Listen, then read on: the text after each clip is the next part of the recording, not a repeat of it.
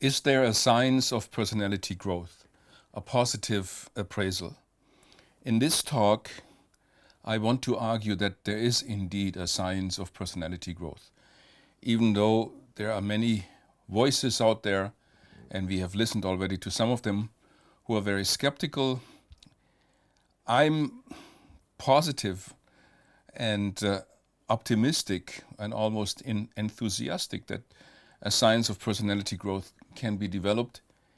And the main reason is, from a philosophy of science point of view, is the main reason that we are so far removed from observables and sense data in this realm when we interpret, for example, personality growth, so that we are so far into the realm of abstract concepts, conceptualizations, conceptual constructs, that we are the borderline between philosophy and psychology, empirical psychology, really vanishes. And that gives us an enormous amount of conceptual freedom to do what we think is interesting. And if we do define our concepts well enough, interesting things can be discovered, and we have the freedom to do so. So that's the main thrust of the lecture. How could psychology be a science after all? In the special sciences, so not like the basic science like physics, we need to have law-like generalizations. That is, laws that hold embedded into ceteris paribus clauses. So they don't hold universally. In certain circumstances, ceteris paribus conditions, they hold. Ideally, in psychology, we would like to find law-like connections between certain mental events or mental states and certain physical events or physical states, so that we could predict behavior, explain behavior from mental events to physical events. And as all philosophers know, there is serious doubt whether this can be done, since the realm of the mental is the realm of rationality, and the realm of the physical is the realm of causal laws of succession, and whether there are bridge laws that connect those two is in serious doubt. But it might be possible. I leave that open. So the minimum we have to be able to do, if there is to be a science of psychology, is that we have mental to mental law-like generalizations. So if a certain type of mental event happens, then by a law-like generality, another type of mental event follows suit. So that we then, if we have discovered those general laws, then we can, by nomological deduction, for a particular case, explain that particular case as an instance of that general law. And we know laws like this in folk psychology when we explain our own behavior. We have folk psychological laws like this in the back of our mind. And maybe psychology as a science can give us more refined laws than those that we use to explain our behavior or to explain our mental processes from a day-to-day folk scientific point of view. So that's the minimum that's required for psychology to be a science, a special science, not a foundational science like physics. And I have little doubt that this can be done. Actually, psychology, and that very fits that very positive attitude of my talk, psychology is in a much better position than most people think from a philosophical point of view. And in order to make that case, I will very briefly look at the mind-body problem. Please understand that I cannot develop all the individual positions here, but I'm aiming to show that almost regardless, not entirely, but almost regardless on what position you take in the mind-body problem, psychology will always survive as an independent special science. So the idea that psychology will be replaced in the near or not so near future by neuroscience, which is quite popular in certain circles, I think has very little to go for it. And here you see my version, or one of my versions of the mind-body problem. It is here explained as a trilemma, 3 statements that are mutually inconsistent in the sense that you can always hold on of 2 of them, and then you have to give up the third one. That's what we call a trilemma.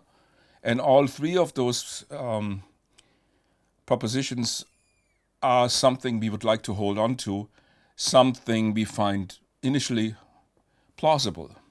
The first one is the physical world is causally closed. So for each physical event, there's a complete physical explanation. There are no non-physical entities floating around in the world interacting with the physical. That's a basic methodological principle of science. The second seems to come from common sense. If the physical world is causally closed, then there's nothing to do for the mental. If all physical events are caused entirely by other physical events, so the mental cannot leave any traces in the physical world. And the third one is, the mental is after all causally relevant. When I go to the fridge because I want to have a beer, it seems to me that it is my desire to have a beer that moves my entire body to the fridge. As you can easily see, all 3 of them cannot be held together as true. So we have to give up 1, 2, or 3, and then you can more or less give you a logical tree structure of yes and no questions of the entire debate, philosophical debate on the mind-body problem. Let me just quickly look at each one of those. So if you negate 1, you are a dualist of some sorts, or maybe a panpsychist, but a dualist. So for dualism, there clearly is the possibility of mental-to-mental laws, so that the mental realm has its own laws. More difficult is mental-to-physical laws, because then we get the problem of the causal pairing of 2 different substances, the mental substance and the physical substance. But clearly, for a dualist, psychology as a science survives. It is the science of res cogitans, of the thinking mind, the thinking substance. If you negate principle 2, you basically argue for some sort of an identity theory. So the most common one here is functionalism. So mental states are identical, type identical to certain functional states, computational states of the mind, of the brain, but those are not type identical to physical states. They are multiply realizable in different brains, in different species, even in different individuals. Why would this picture, which is actually the most common picture among psychologists nowadays, why would that picture be saving psychology from being replaced by neurophysiology? Because the functional level to which the mental talk of our common sense psychology can be reduced, according to this theory, the functional level or the computational level, the lingua mentis, the language of the mind, is independent on how it is realized. It can be realized in a machine, in artificial intelligence, can be realized in a human brain, can be realized in a Martian brain. So the general laws of thinking, of the psychological processes, are completely independent of the realization. So it's not a matter of neuroscience to discover those, but it's a level higher up, which saves psychology as an independent science. And also in the third negation of the third principle, there's a clear possibility to save psychology. If you are, for example, an abstractionist like Daniel Dennett, basically says the intentional stance to describe a system, a physical system, psychologically by beliefs and desires. If you describe a physical system psychologically by beliefs and desires, you are not describing it, so to speak, at the most accurate one-to-one level of reality. You're just using useful abstractions, patterns, but those patterns are not wrong, as in fictionalism. The description is true. So, to give you a short example, if I'm going to pick up my friend from the airport, because I cherish friendship and I have to get up early to pick him up from the airport, my behavior can be predicted very accurately. What I do at 5 in the morning, how my body moves through the building, into the car, and to the airport. And there's a complete physiological story that explains this, but it's immensely and vastly complicated. And a much easier, even though not literally true, story is the mental description. Godehard cherishes friendship. He wants to pick up his friend, and that's why he that's why he gets up at 5 in the morning, gets into the car and drives to the airport. So the psychological level, no future progress of neuroscience will ever replace this very elegant level of explanation, which is an abstraction, but true after all. So the situation for psychology is much less grim than most people think.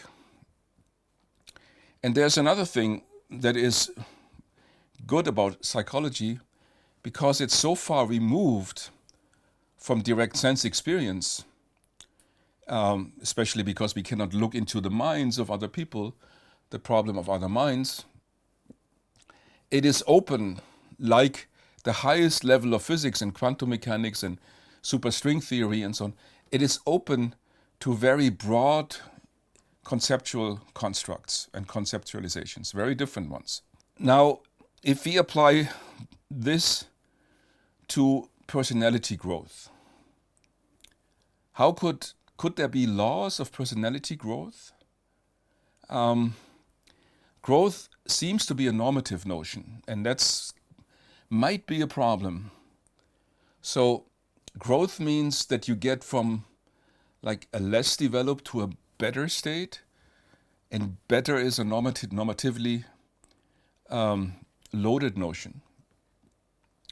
So is growth simply personality development, as some prefer, because the development is less loaded? Development can be in several directions. It can be destructive, it can be positive.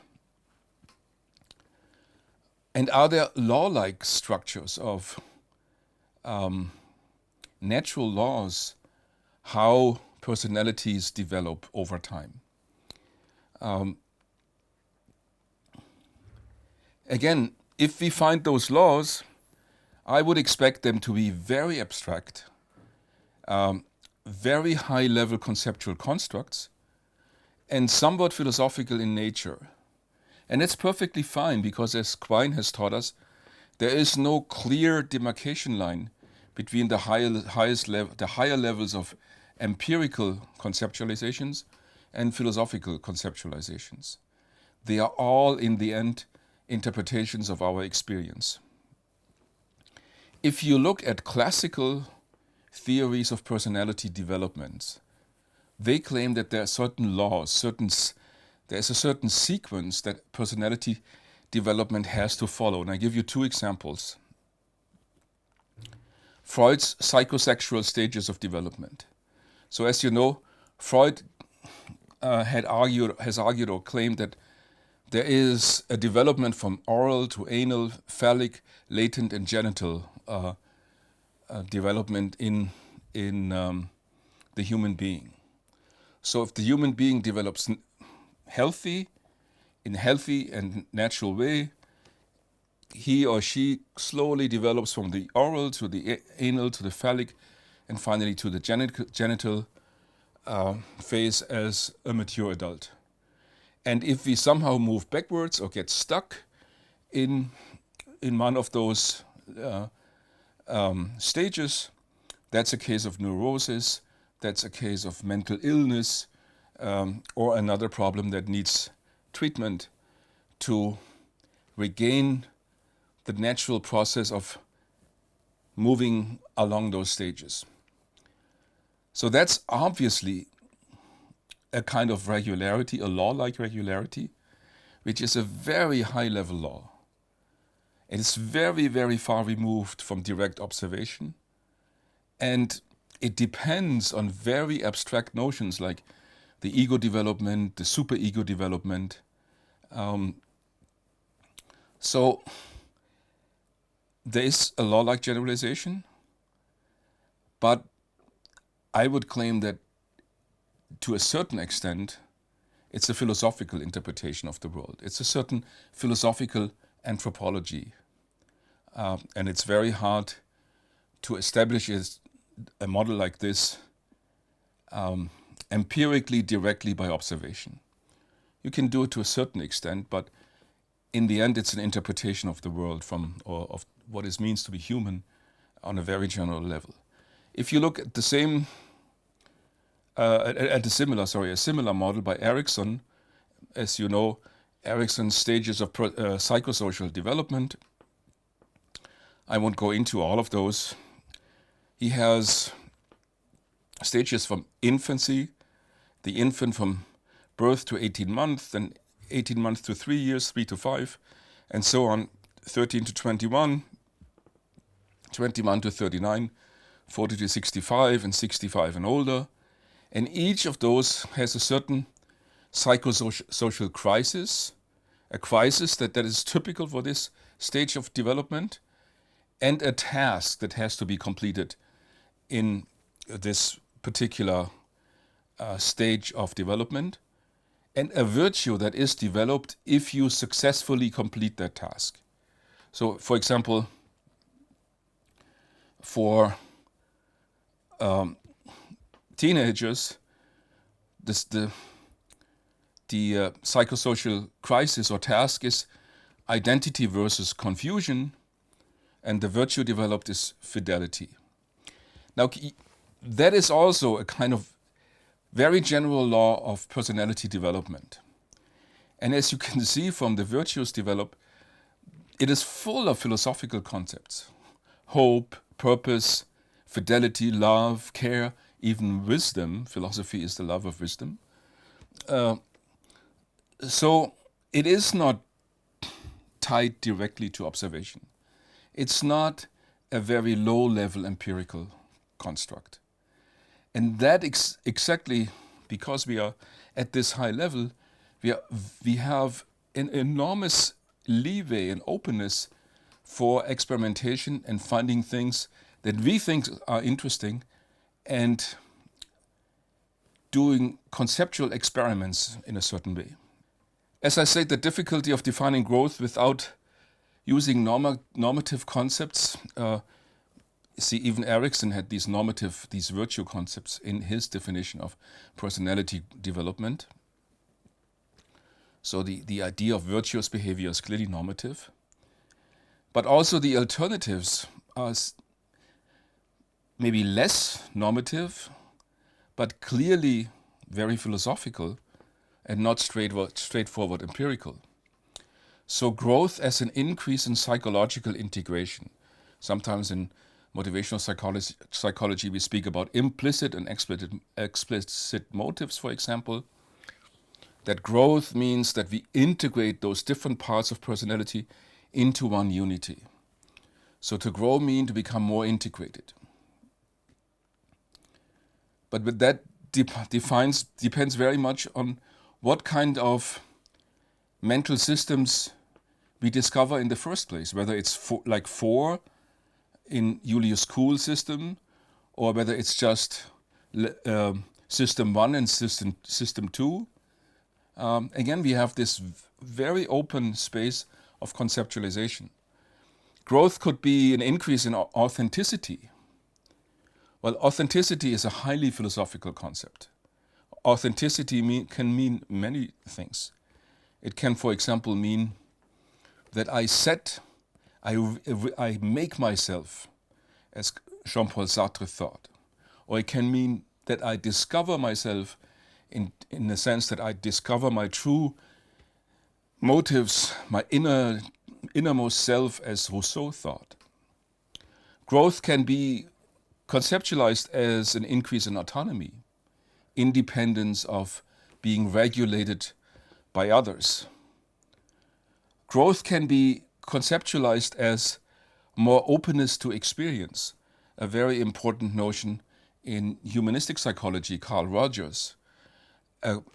Personal growth on becoming a person, a famous book by him, means that I'm more open to experience and I can integrate more experiences and don't have to exclude certain experience.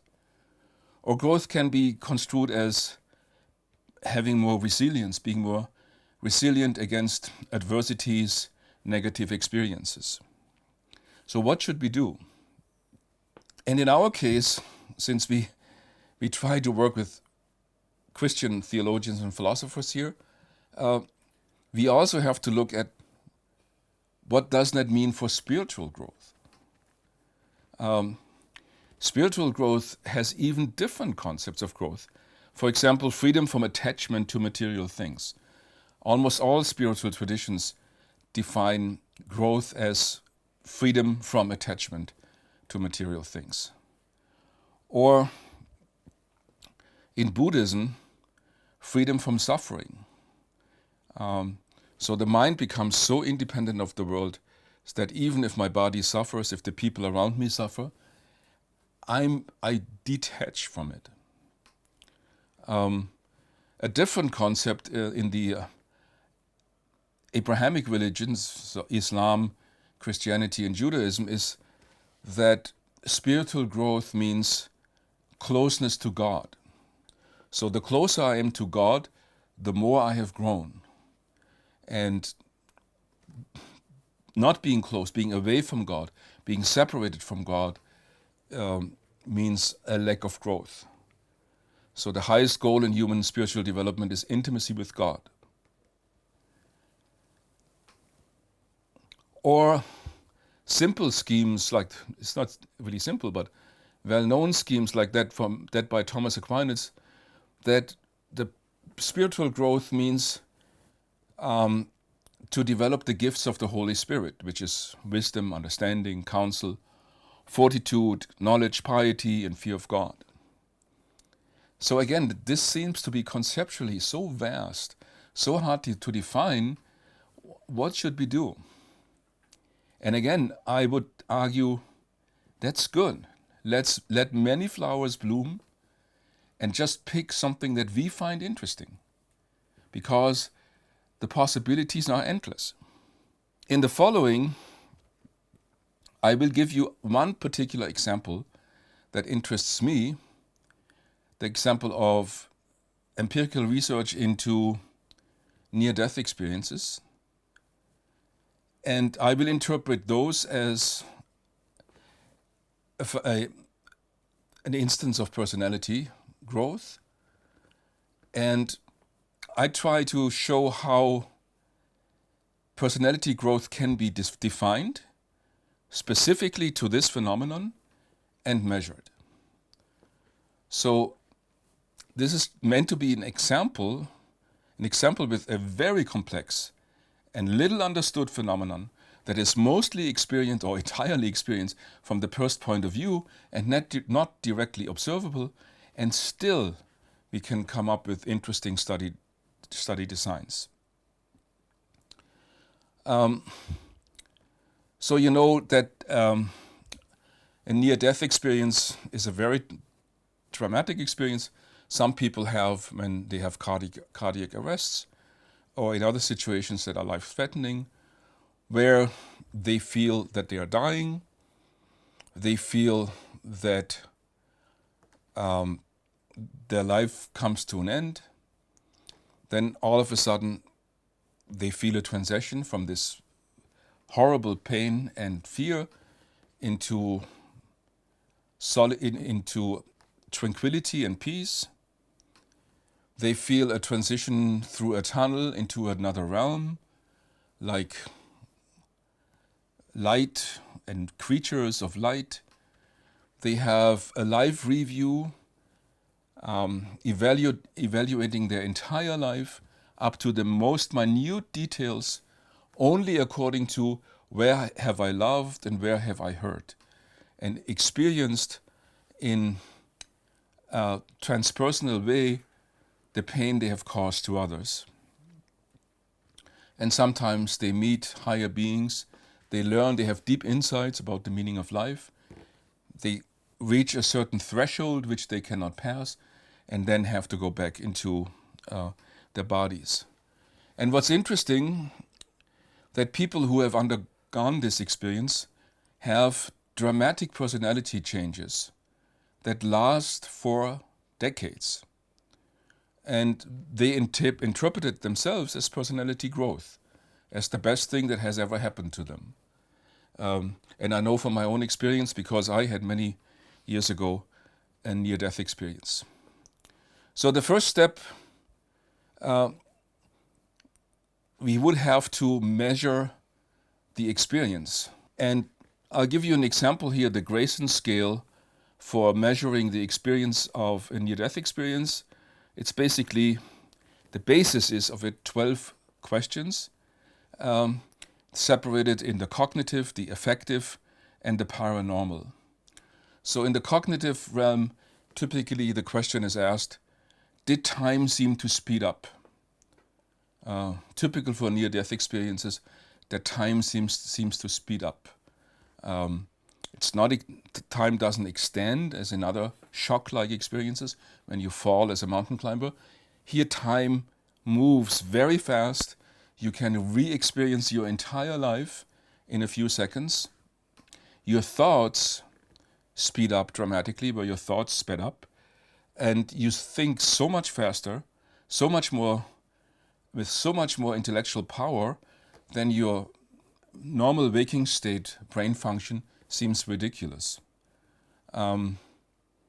Did scenes from your past come back from you? And did you, that life review, and did you suddenly seem to understand everything? So were insights given to you that all of a sudden your life and many other things made sense in a way that you had never experienced before. So those are the cognitive questions, and there are the affective questions. Did you have a feeling of peace or pleasantness? That's usually the initial state, where the feeling of joy, of pain and an absolute tremendous fear in an instant switches into absolute tranquility. Did you have a feeling of joy? That happens later on after the passage through the tunnel, that you feel love and joy and being accepted.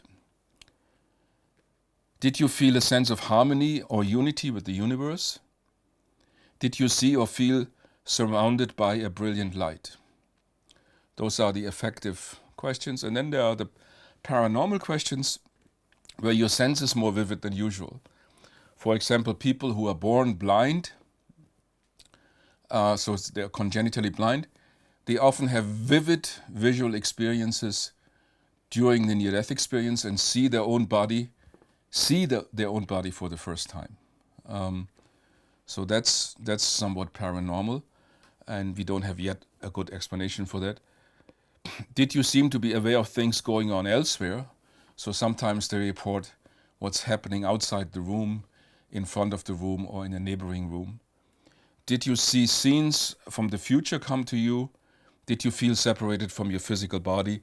That's often the case in near-death experience, that you see your body from the outside, and even though your brain doesn't seem to be working normally, so the EEG is flat, you can report what was spoken and said and done in the room afterwards.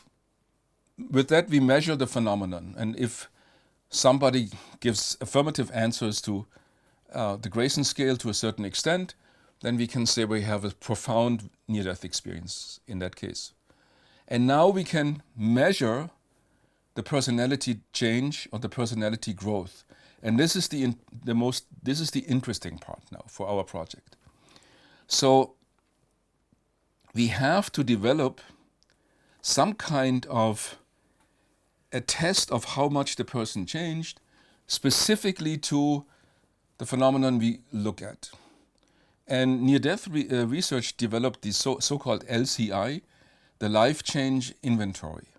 And this was specifically developed to understand how much people, and compared to a control group of people who also had cardiac arrests, heart attacks and so on, but had no near-death experiences, are those who had near-death experiences significantly more altered, have more life changes than others who only had a traumatic event like a cardiac arrest, but no near-death experiences.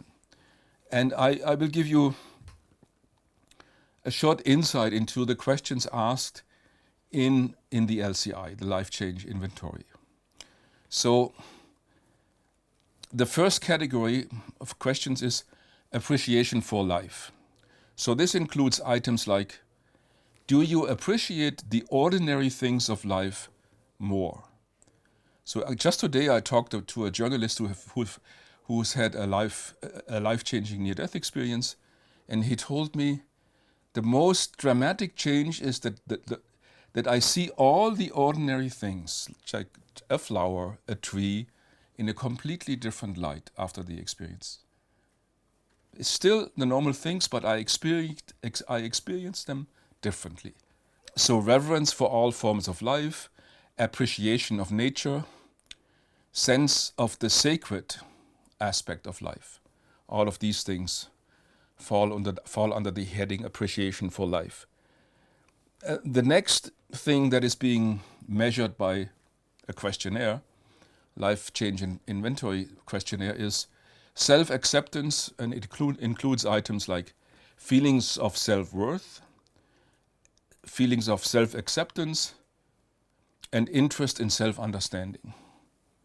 And that also grows significantly after the experience. The next category is concern for others, and that includes quite a few categories, subcategories.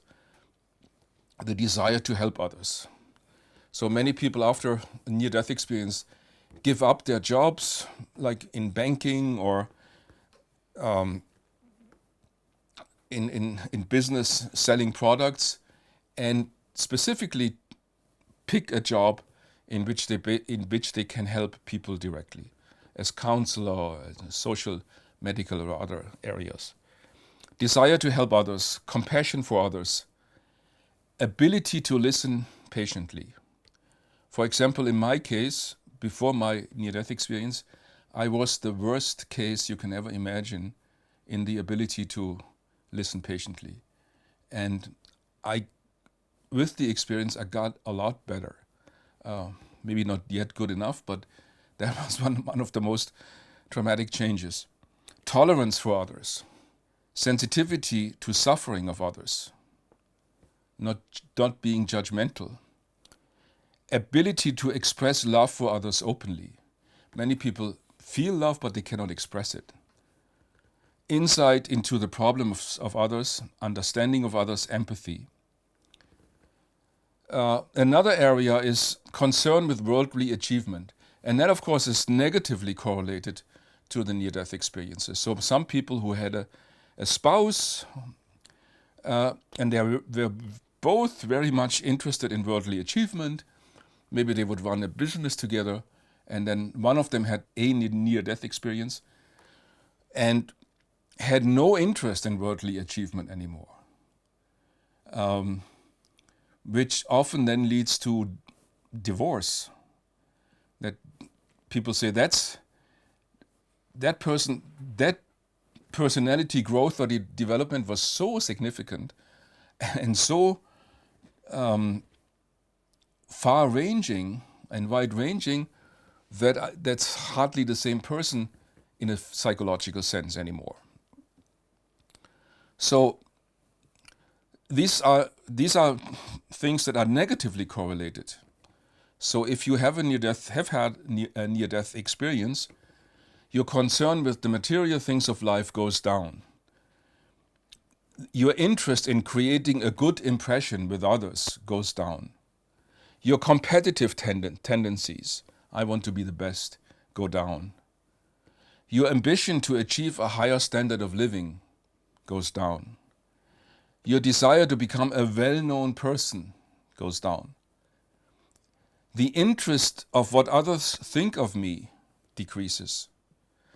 And the interest in achieving material success decreases. So you can see that the categories chosen here are carefully selected for the phenomenon of the near-death experience, because that's what people usually report. So we look first at the phenomenology, and then we carefully craft the life change inventory. And there's another area that's being asked, concern with social or planetary values, like concern with the welfare of the planet, concern with the threat of nuclear weapons, concern with ecological matters, interest in political affairs, concern with questionnaires of social justice. Interestingly, that is an area that is not very much correlated with the near-death experience. So people who were interested before in political engagement, ecological matters, political affairs, social justice, stay that way after the near-death experience. And so the near-death experience doesn't make a huge difference in this realm. Quest for meaning, sense of purpose includes 4 items. Understanding what life is all about. Personal sense of meaning in life or of purpose in life. Sense that there is an inner meaning to my life and that it is worthwhile to search for meaning. This also vastly increases in people who have had a near-death experience.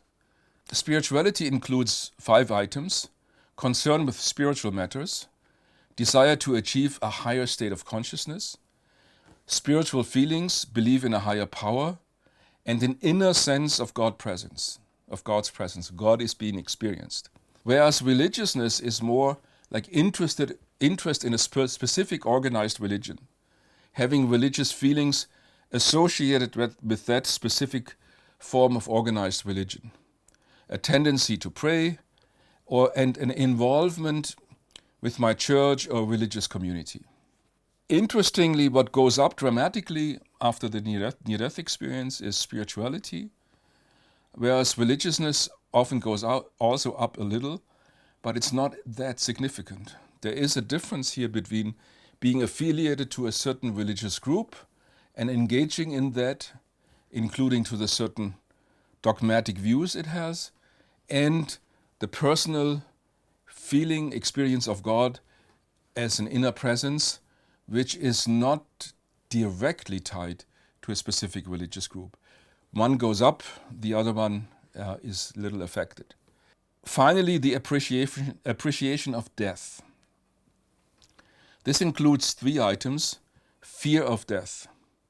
Fear of death scores immensely negatively after the near-death experience. Almost everyone I've ever talked to who's had a near-death experience, and those are hundreds of people, has lost the fear of death completely. They're all looking forward towards death. So that's a tremendous change in character or personality, but you find it almost universally among experiences. Conviction that there is life after death goes up, and interest in issues related to death and dying. So people who have had a near-death experience engage in they work in hospice care, they care about the dying, so they take an interest in the whole subject of death and dying. So I just wanted to give you that as an example. I think it's an example for personality growth. Undergoing this experience triggers a personality growth.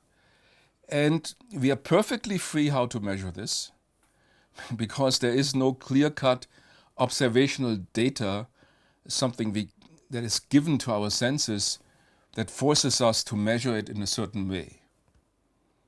So the life change inventory is a conceptual construct, what we measure there. But it is appropriate to the phenomenon.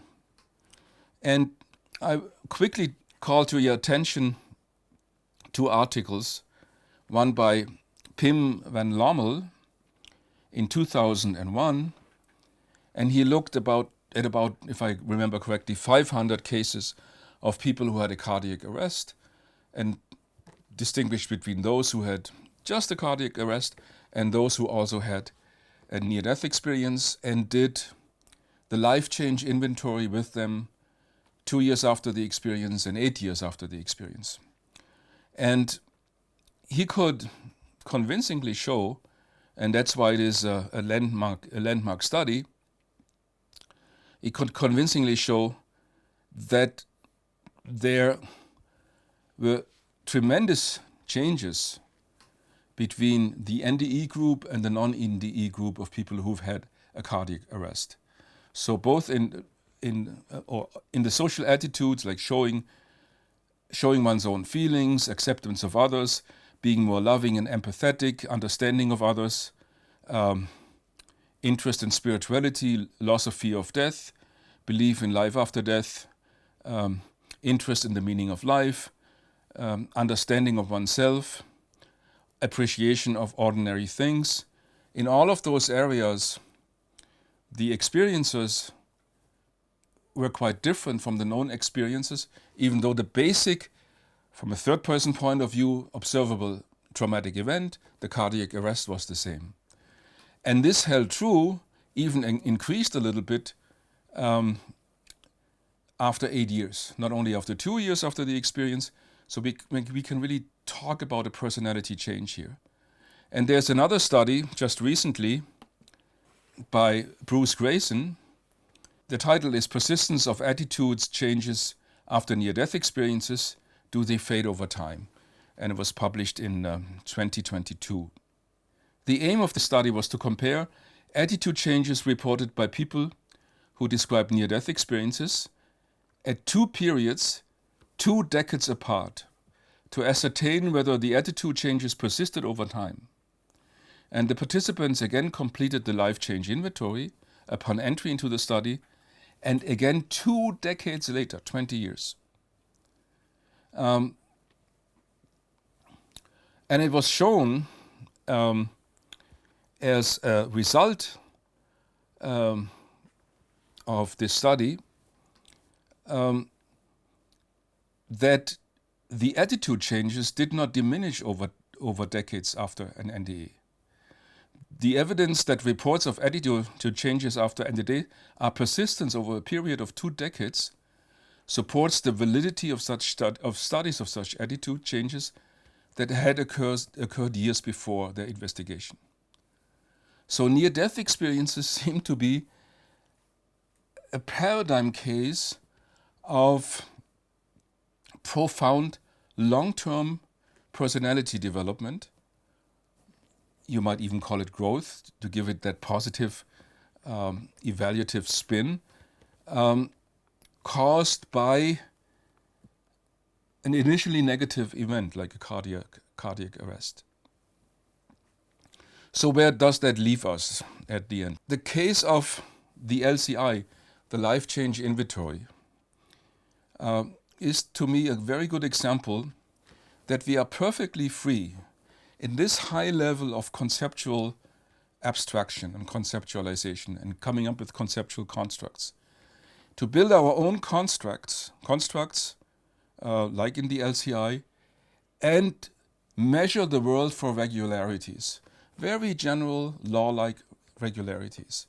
So as we discovered here, that certain typical character changes persist over time after near-death experiences. And as you could see, this is almost a philosophical issue. It's not straightforward empirical. And to figure out meaning of life, What do I feel about death? To figure out what to ask is almost a philosophical undertaking. And I think the task for our group here will be to develop similar conceptual constructs. Of course, not about near-death experience, and we don't have 20 years time available, but to develop similar conceptual constructs of personality growth that are informed by philosophical and even theological conceptualization. The conceptual constructs we need to develop are, to repeat myself, so far removed from sense data and direct observability that we enjoy a wonderful freedom of conceptual experimentation to find regularities that are interesting. One of my favorite philosophers, if not the favorite philosopher of mine, Alfred North Whitehead, once said, or famously said, "It is more important that a proposition is interesting than that it is true." And I think that's also important for psychological generalizations. There are so many psychological studies that basically repeat what we know from general common sense life experience. They are not interesting. They're most likely true, but not interesting. But when coming up with interesting questionnaires and interesting ways to ask people how an experience changed them, we hopefully will be able to come up with something interesting and maybe even true. Thank you.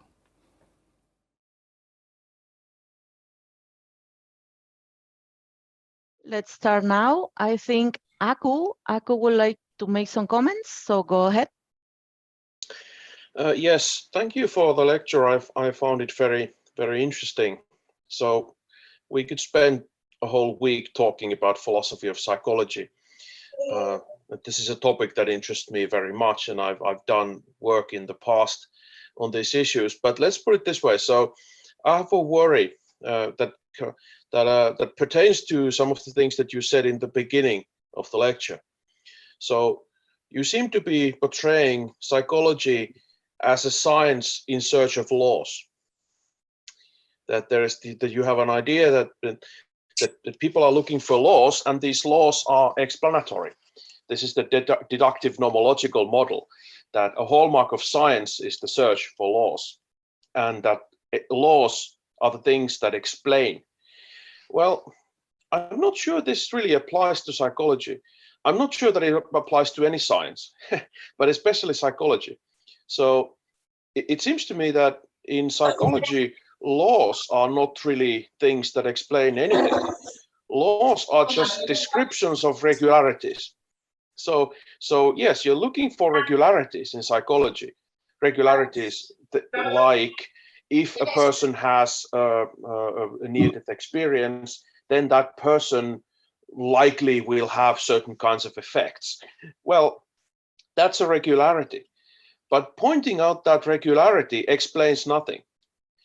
So you say, well, why is it the case then that people have this? Well, that explanation is not given in terms of laws.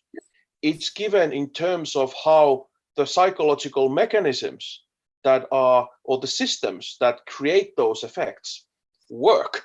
So to put my point in a kind of strong way would be that psychology is that in the psychology, laws are just the beginning. What does the actual explaining, as in many sciences, I think, is not the laws, but it's the systems or the mechanisms. So in psychology, the main idea is to find out how things work, how psychological mechanisms and systems work, rather than laws. And then the output of psychology is not a combination of laws or a set of laws that explains things, but a model that describes the mechanism that creates the regularities, so to speak. So I'm not too fond of the deductive nomological model because I'm not sure whether we have such things as kind of psychological laws. And well, that's a kind of general point. So that's not really a question, that's more of a comment. So I guess I'm saying that my view of how psychology works from this point of view is a bit different than yours. But I'm just wondering how you see this connection between psychology and deductive nomological model of explanation. So why should we go with that rather than some other model of explanation? Well, as you said, that's something we could talk about for hours, and I touched philosophy of mind and philosophy of science. I would simply say that a minimum requirement for any science is to discover some kind of regularities. Obviously, the regularities alone are not yet a full, complete explanation, in the sense that the full, complete explanation would need a reduction of the regularity to a mechanism.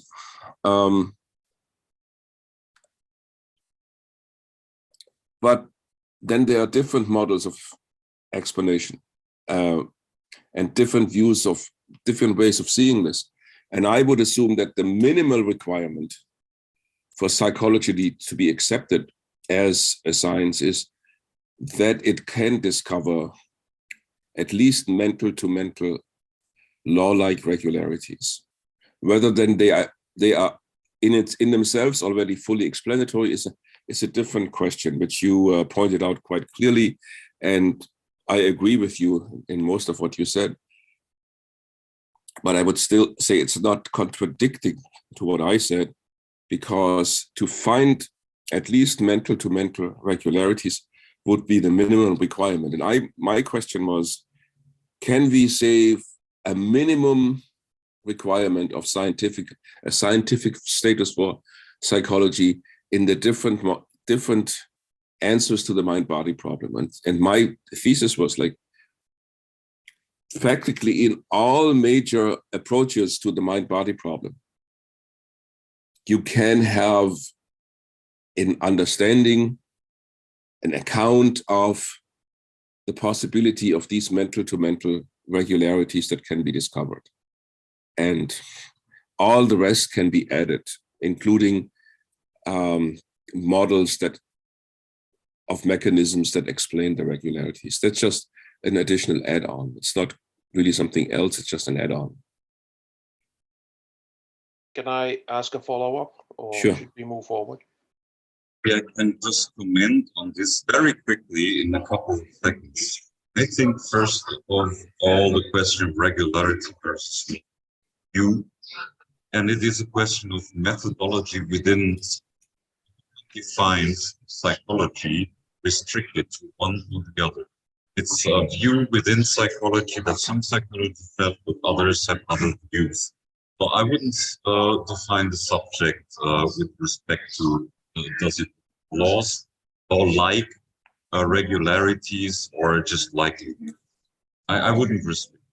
I have a very personal idea about that from a systems ethical cybernetic view, which is goes more into the direction of laws, and but I wouldn't go deeper into it. So the sound quality is very poor. So I got about 50% of what you said, Max, but I hope it's better for the others.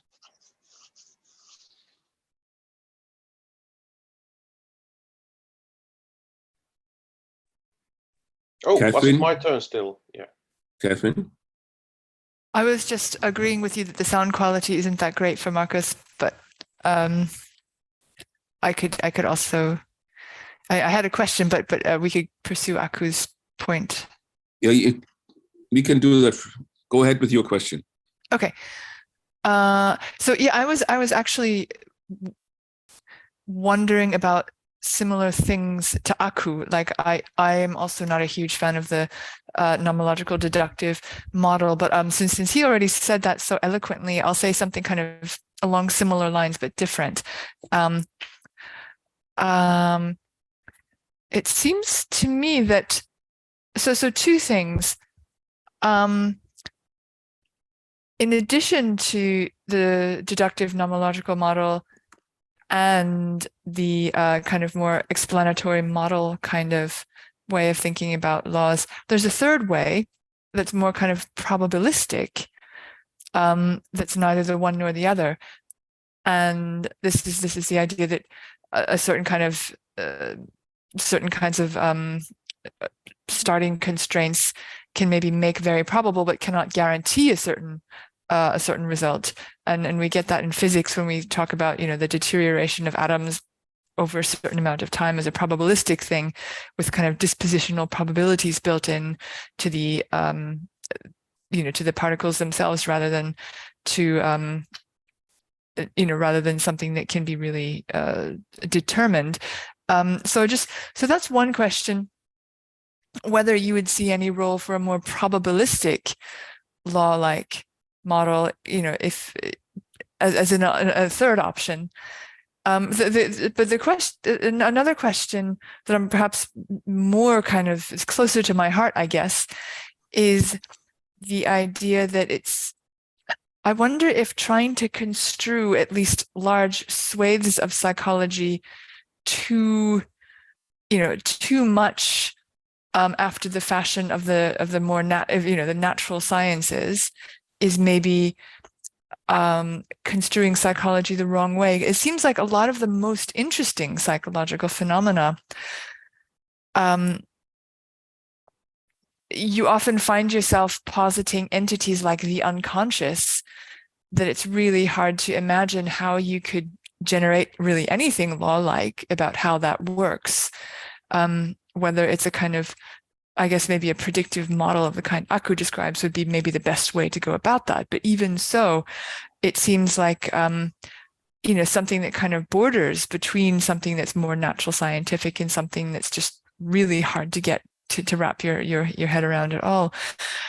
So I'm just wondering whether even thinking about psychology as something that follows along a model of the more kind of stereotypical natural sciences is even the right way to be thinking about at least large swathes of psychological research. I'm thinking like, you know, maybe thinking about what kinds of psychotherapeutic therapies help, for example. And I don't know. So it's a bit hand wavy, the worry, but I hope you kind of see what I'm getting at a bit.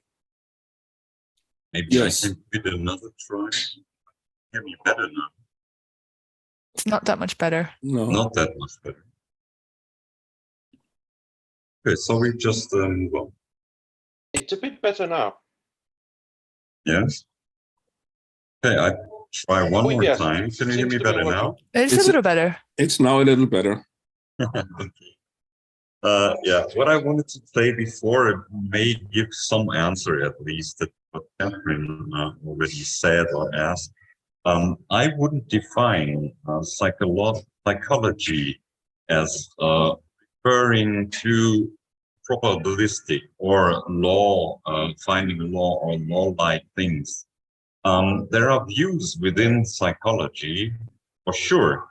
The probabilistic view is extremely dominant. Let's say 98% of psychologists do statistics, but I would define the field of psychology. Because things can change. Once we get into, let's say, other methodology, and that's the second thing. The one is a view, and the view strongly depends on what kind of methodology field has. At the very moment, students are educated with probabilistic stuff, so statistics.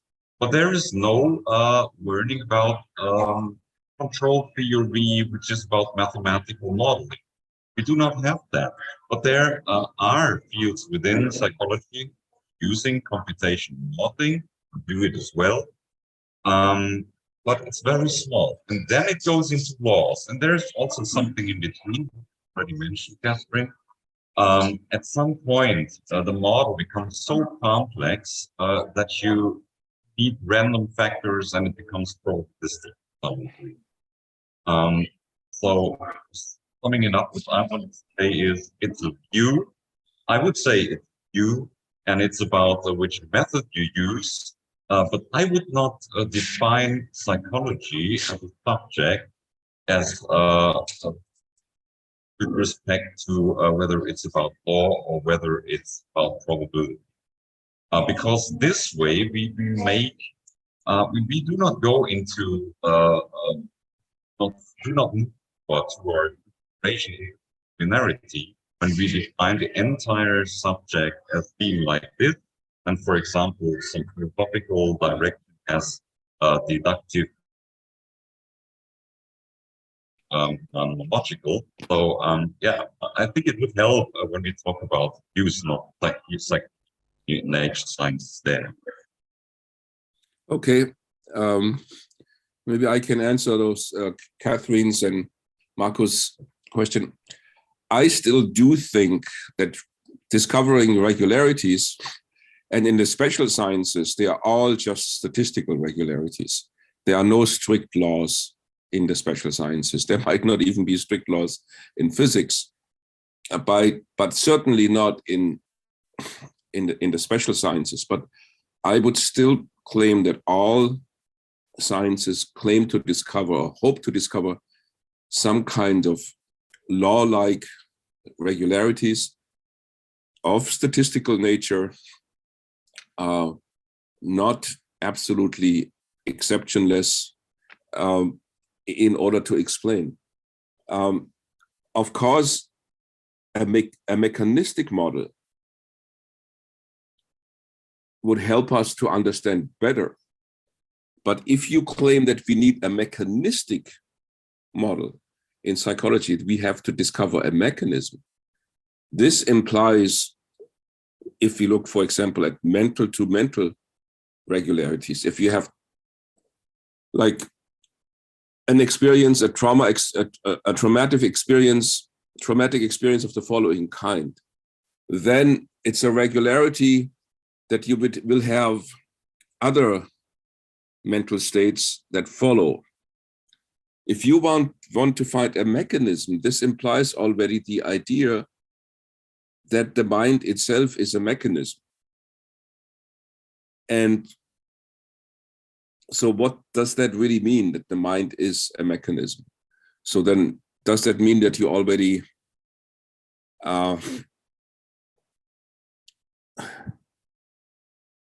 maybe it's a computational mechanism, but should we call those mechanisms even? So if you look for mechanisms, I think it's already less broad than my idea was, let's look at the minimum requirement, what we have to fulfill in this project to find interesting regularities between, for example, religious attitudes and belief in God, and how I cope with traumatic or stressful situations. It would be too much for us at this group probably to come up with a mechanism that explains this. We might come up with certain hypotheses, but all we can do is find interesting regularities. So that's basically what I wanted to say.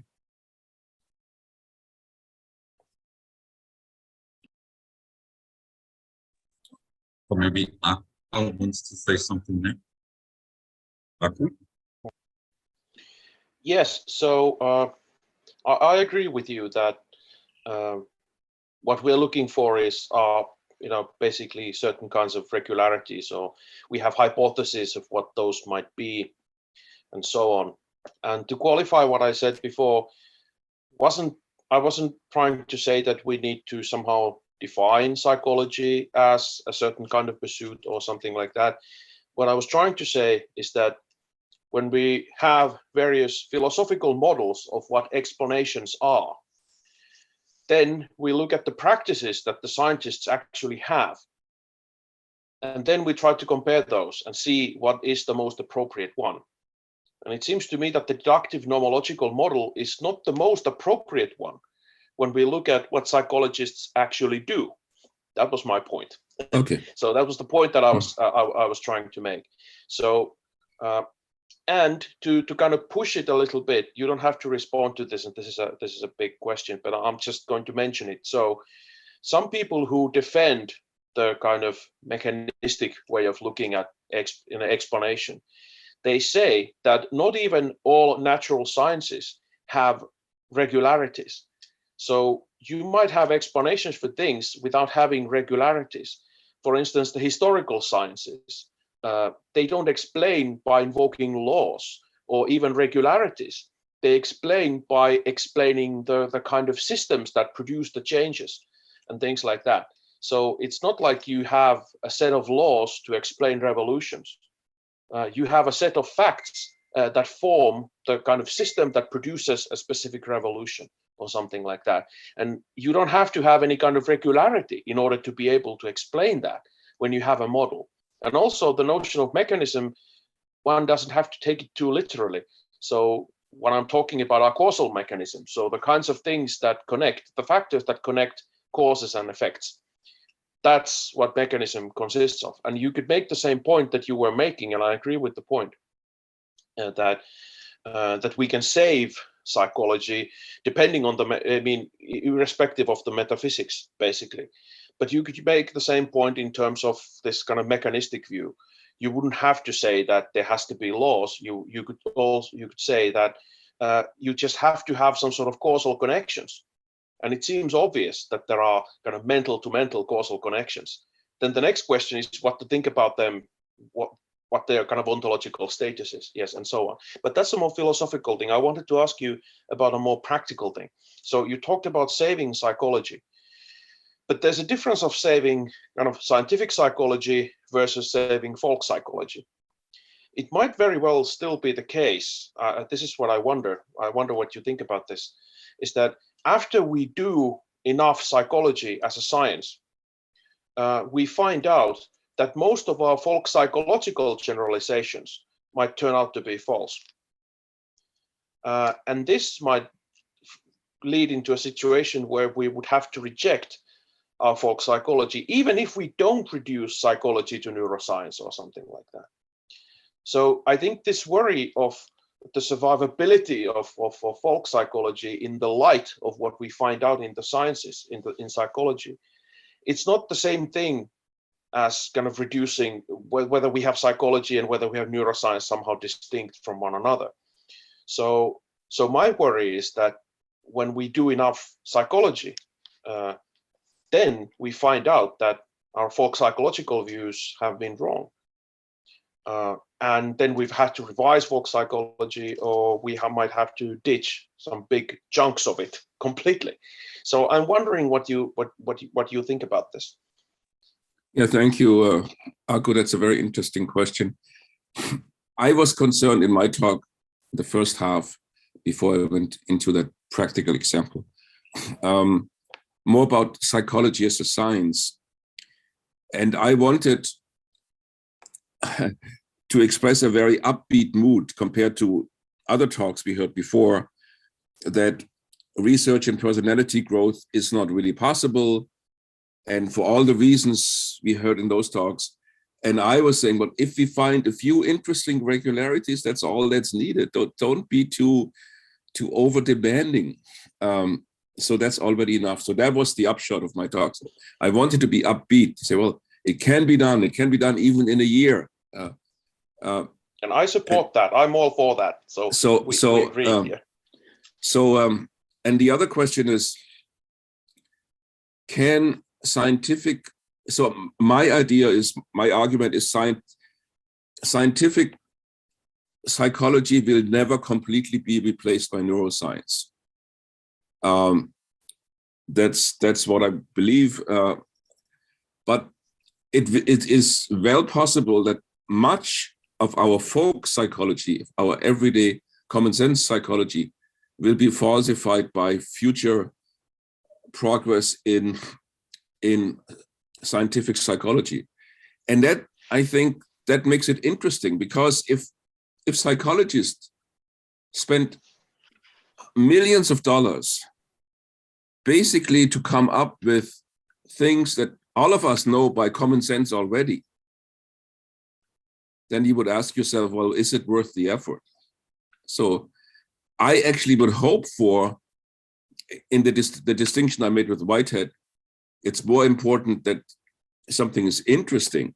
The most important thing is that an insight is interesting. So if psychology comes up with thought-provoking results that contradict our common sense, I think that would establish the need and the fruitfulness of psychology as a science.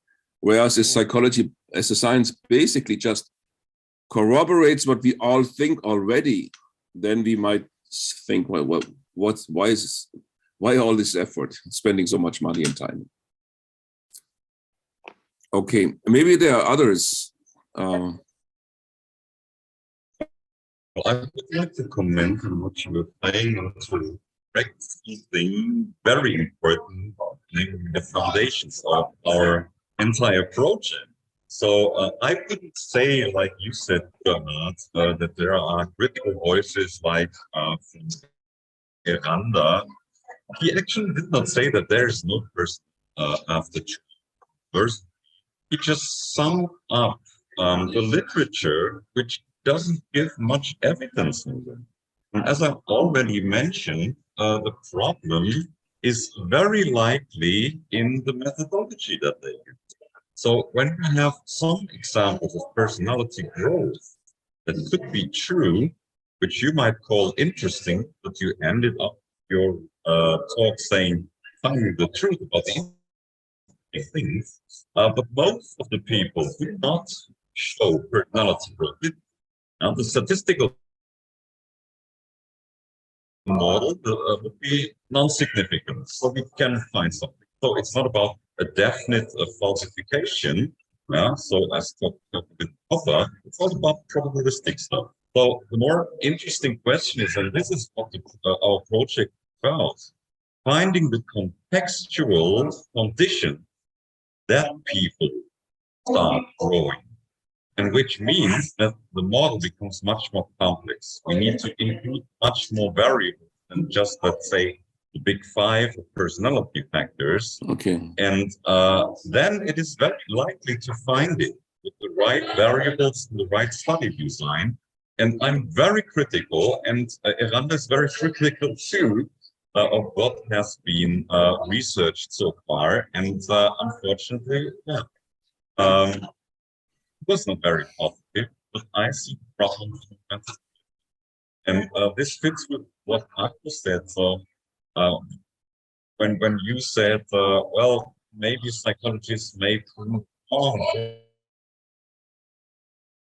Psychology. What is an indicator of proving wrong? Again, Popper, it's we cannot falsify something. And the replication prizes showed to us that may believe something even from scientific studies 20 or 30 years. I experienced it so often. After 30 years of a huge hype of what apparently seems to be the truth, 30 years after we realized something about the truth. It was biased statistics, which start by publishing positive findings and not publishing non-significant findings. We get a huge bias, and this is a problem. And Gina will report about that, where all these traps are with respect to reporting statistics. Well, I'm not too negative to say.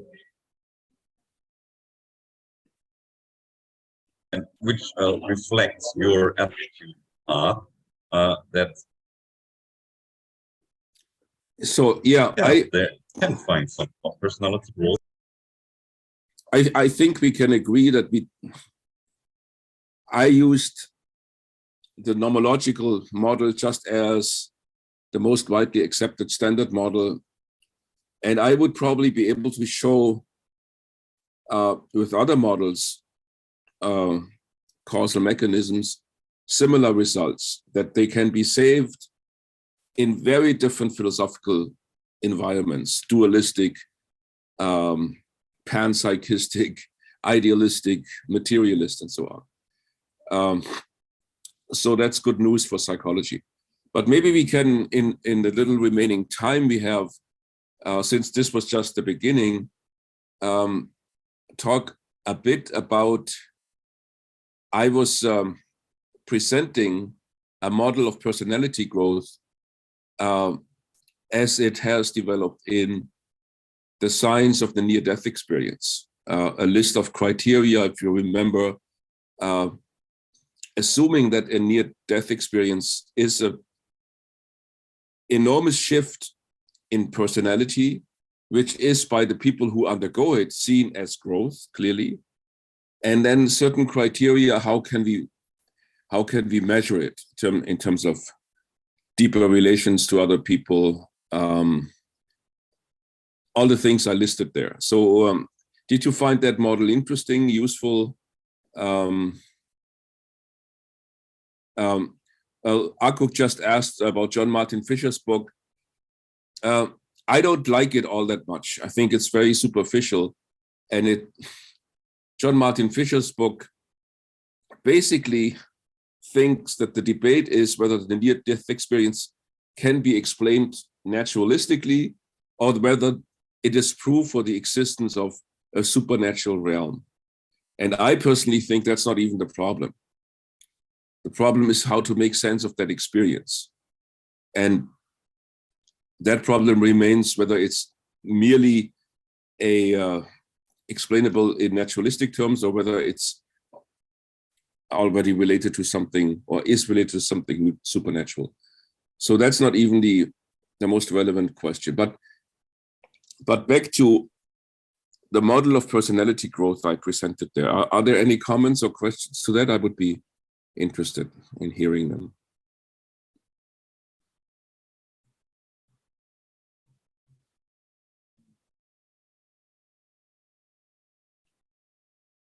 Well, Aku, maybe you can start.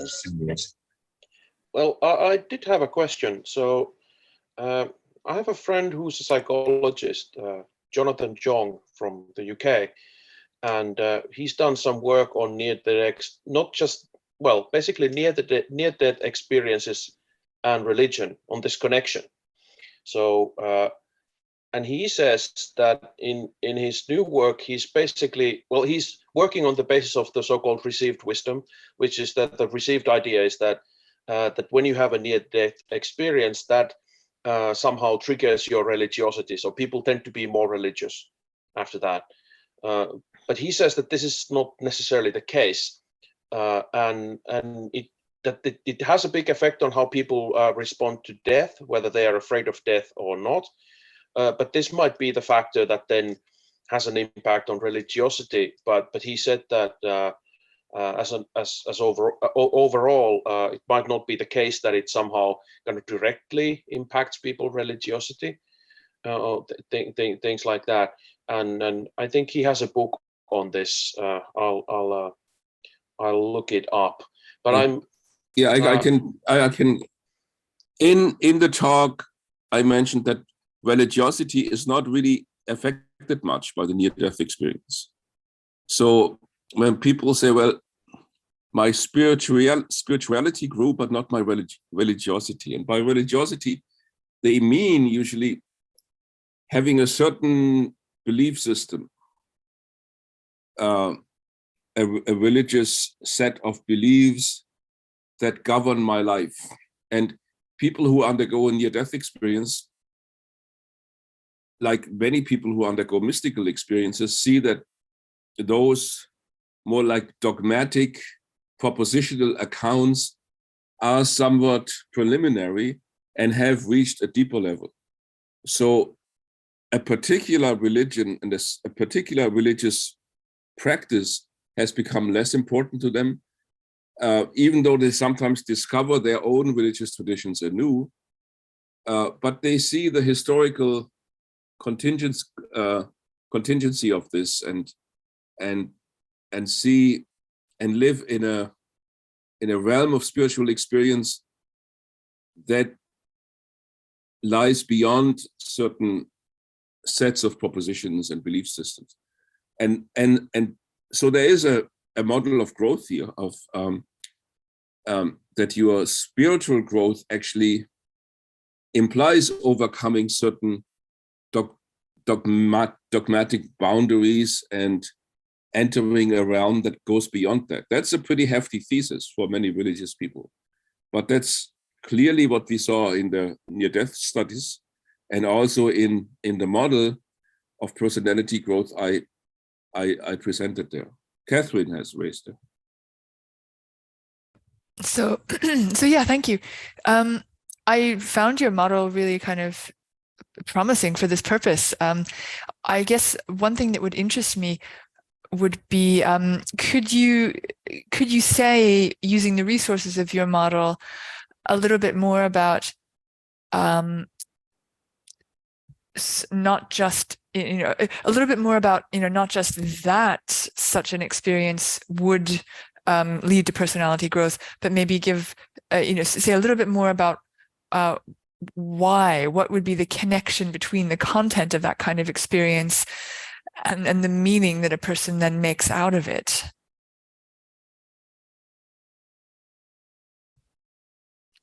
Don't hear you. You've gone mute somehow, Godi. Can you explain this a little bit more? I'm not sure I quite understand. Yeah. So, so on the one hand, we have,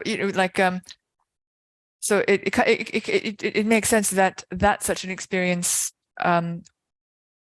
would lead to personality growth.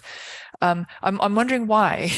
Could you say a little bit more about what is it about that kind of experience, the way it occurs, the way a person experiences it from their first person perspective, such that that specific content of their experience leads them to make this kind of meaning that's so different from the meaning that they made before? Like, what is it about those experiences?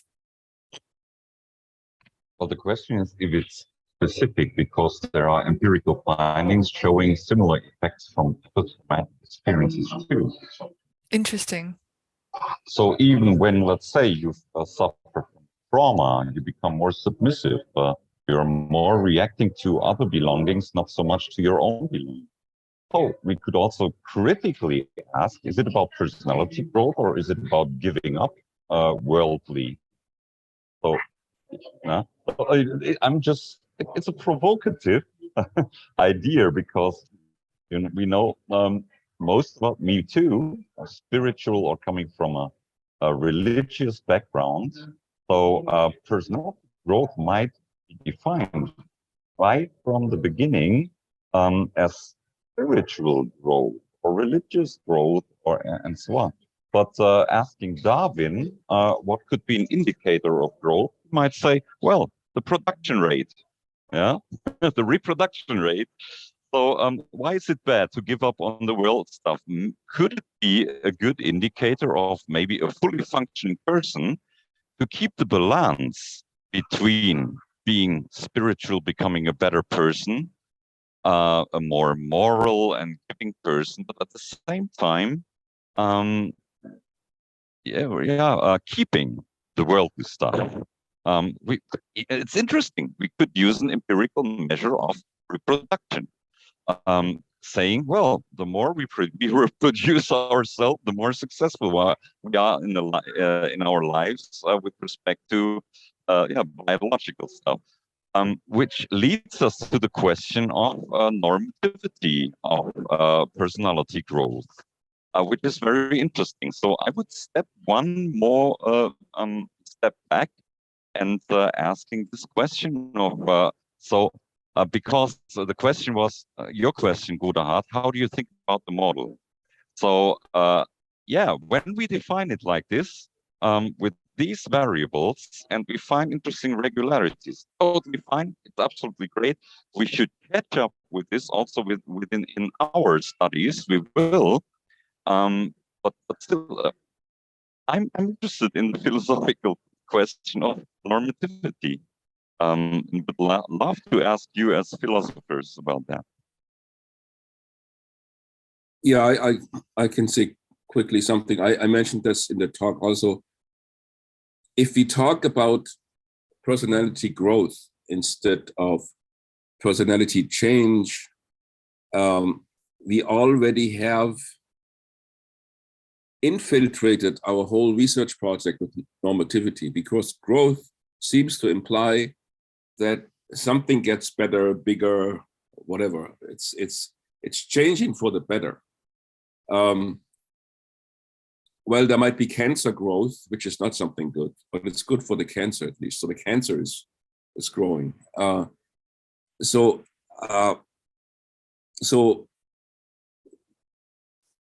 it's interesting that we picked this word personality growth and not personality development or personality change, because I think at the back of our minds, that might already be our religious attitudes as theologians. We have this idea that we are striving to become better people, to develop our personality towards the better. And the life change inventory that I portrayed, the LCI, which is commonly used in near-death experience research, in itself does not contain any normative statements. It just asks, how does the social attitudes, like showing ability to change, like ability to show my own feelings, ability to accept others who are different, ability to be empathetic, or ability to make sense of life, interest in spirituality. There's a dramatic change in all of those after near-death experience.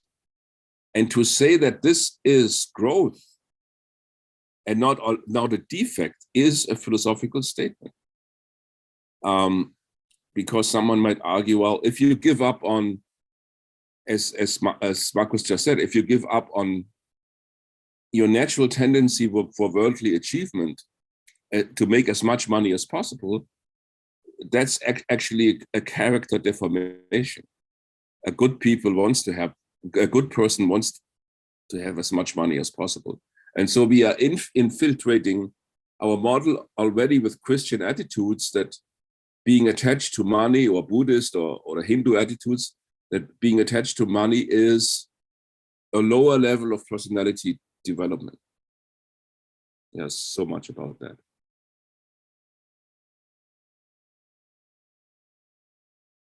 Aku, what about time, Gina? Do we still have time? Yeah, well, we are running out of time.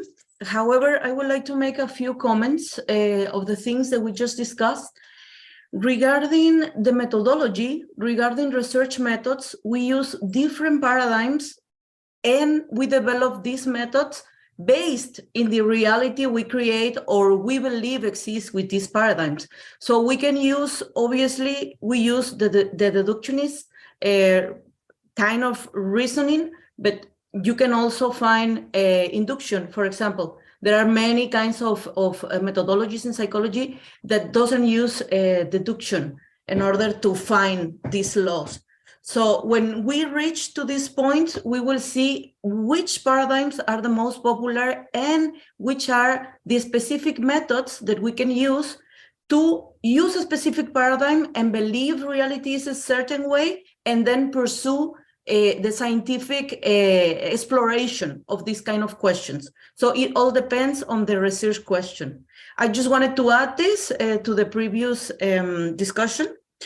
And I will also say that because our goal here is to identify or even to develop this conceptual framework to the study of personality growth, which obviously we want to be informed with philosophical theories, I will say that an empirical approach to this endeavor is also a literature review.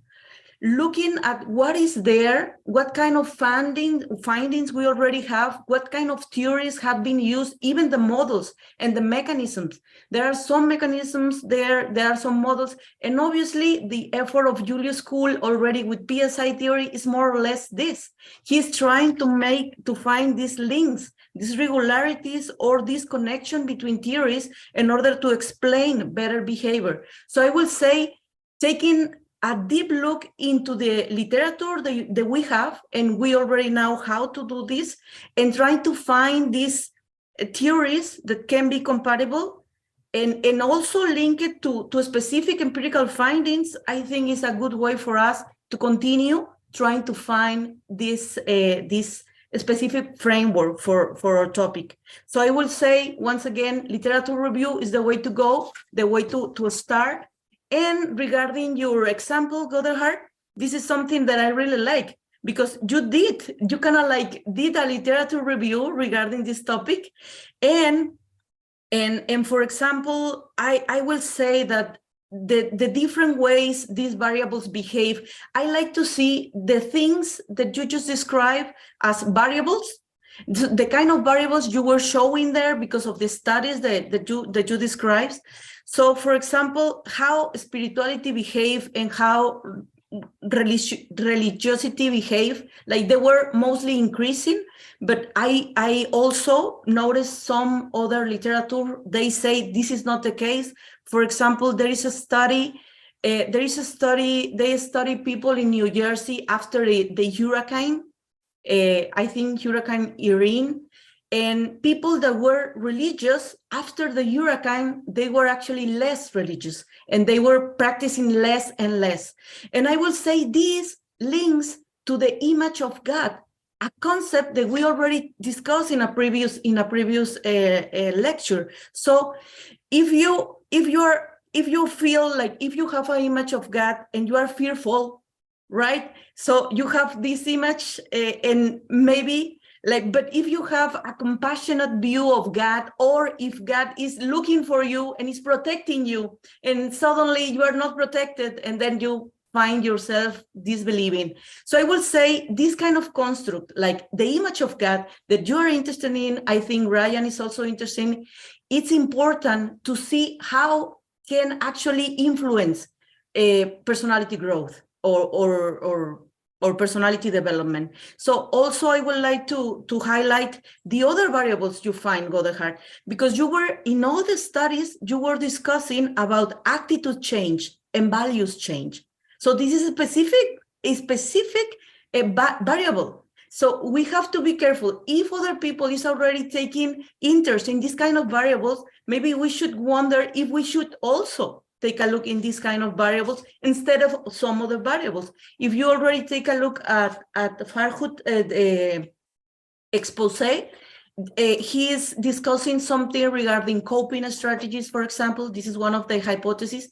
So these kind of variables that you find in the literature is the kind of thing you have to think about, and you find the ones that are more compatible with the way you see the world, or the way you want to explain it, the way you want to answer your research question. So I just wanted to say that to link some of the things we just discussed.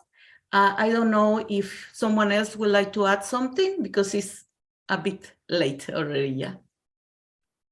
Thank you.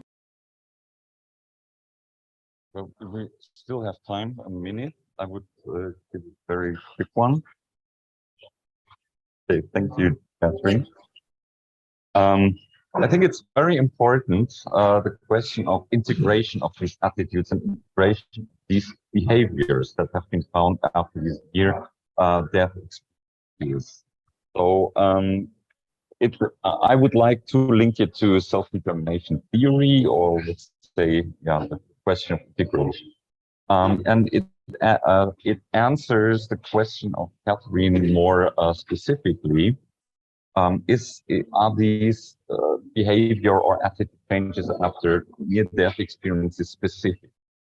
There are studies out there showing that when you are sad and when you are suffering, when you feel bad, that you look for the proximity of others, that you are becoming more good to others. We could say, oh, well, this person developed morale in a moral way, but this might only be the case because this person protection finally. This person may not be able to self-report that it's kind of an egoistic, childish way of behaving. So the question is it only for a short-term kind of an introjection to view world like, well, I'm a good person and I care about others and I need the worldly stuff and so on. The question is it integrated? So ask exactly what some of these researchers did 5 or 10 years afterward. If it's stable, if it is stable, we could have an empirical indicator of whether these values, moral values, have really been integrated, that you become a better person. It's normal that you react more positive about others, being good to others, because sometimes people feel guilty. Even after a rape, they feel guilty. Although there's no need to feel guilty, they behave very positive to other person because they feel guilty. So it's a question of integration. Are these values integrated? Can we find them 10 years afterwards still? I think there was one study showing that they did not find stable changes. Was that right? I don't remember exactly in the talk, but of stability, I think it's critical, isn't it, Godehard? Sorry, the sound quality is poor. I could not understand all of what you said. I think you have a unstable connection but I get the only thing I get a lot of interesting questions is what I described there specific. And it might not be entirely specific, but it's specific enough. For example, if you have a control group of people who have had a near-death experience after a cardiac arrest, so the heartbeat stops, people have to be resuscitated, and you have that's what Pim van Lommel did. He compared for years people who've had a cardiac arrest, all the trauma that comes with it, and how their life changed, and a control group who had a cardiac arrest plus a near-death experiences. And the result is that the two groups are significantly different, not just for a year or so, but 8 years after. So the near-death experience adds something to the traumatic experience of the cardiac arrest and the emergency room and the resuscitation that leaves traces, not only traces, lead to personality change in the person. And the philosophical or evaluative thesis is now that we interpret those changes as growth. And you, Marcus, your question was spot on. Why is that growth? It might not even be growth. It might be a deformation. But at least in the religious traditions, even though religiosity, as you could see, goes down after near-death experience, spirituality goes up. That's one of the reasons why religious traditions sometimes are somewhat hesitant to accept near-death experiences. They see because they fear that religiosity actually might go down. But I think time's up. I thank you for very interesting questions. I hope that, so my main message was we are very free to find regularities, to come up with conceptual constructs, and hopefully find something interesting. And so I wanted to present an upbeat talk that it can be done. And I hope I would be happy if I succeeded just a little bit, or at least a little bit in that endeavor. And I'm currently near New York. It's 30 degrees centigrade. It's really hot. And so we're all envious. I wish you all the best in cold Europe. Thank you. Thank you all. Thank you. Thank you, Godehard. See you. Thanks. Bye. So I will probably begin with the very, very short, very brief, not summary, but why I gave this talk. So we heard in the beginning of last year's group a lot of skepticism by psychologists that a science of personality growth is even possible. And what I wanted to argue in this lecture was that a basically Quinean point We have sense experience at the lowest level, and then we build abstract layers of interpretation. And the borderline between psychology as an empirical science and philosophy and metaphysics is not a clear-cut one. So that was my Quinean point. And so many people doubted that personality growth is even a scientific concept, because people like Erickson, they have these value-laden, like virtues. You have to develop certain virtues when going from the stage of a teenager to an adult and so on. So that's not even psychology. That's really philosophy, because it's value-laden. It's not no longer scientific. And I was arguing that's perfectly all right.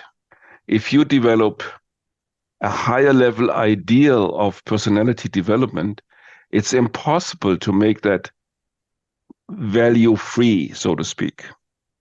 And then I gave you an example how an adverse experience that can be measured. And the next step was very quickly that whatever your views are on the mind-body problem, whether you are a materialist, a dualist, a panpsychist, whatever, that doesn't make much of a difference here, because in all of those views, you can, in not all of them, but almost all of them, the idea of mental-to-mental law-like connections, which you would need for a psychological theory of personality growth, makes sense. So from that point of view, it's also possible.